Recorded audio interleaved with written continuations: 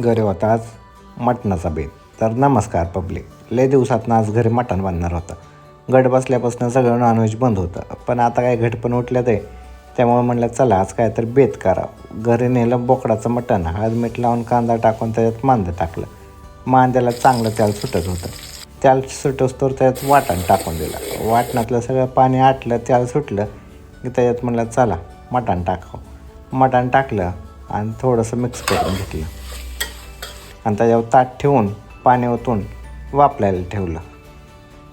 कसं आहे मग चांगलं वापरलं की त्याच्यातलं आपण मांदा हळूहळू काढून घेतलं. वापरलेलं मांदा खाय एकच नंबर लागतं. कधी खाल्लं का तुम्ही? आणि त्यात गरम पाणी ओतलं. तोपर्यंत एका साईडला भाजी करायची तयारी केली. कोथिंबीर टाकून विसरू टाकला आणि मस्त कढून दिलं. त्याच्यातलं की पीस टाकलं आणि ते उकळी आलं की त्या मिठाच्या पाण्यात ओतलं. लगे ह्याला उकळी आले की वरनं कोथिंबीरीचा शिडकाव दिला. कांदा लिंबाशिवाय आणि सोबत भात असल्याशिवाय काय जेवण होत नाही. भाकरी चोरून घेतली आणि त्याच्यावर रस्सा ओतून घेतला. कसं शिजलं आहे हे बघूनच कळत असेल.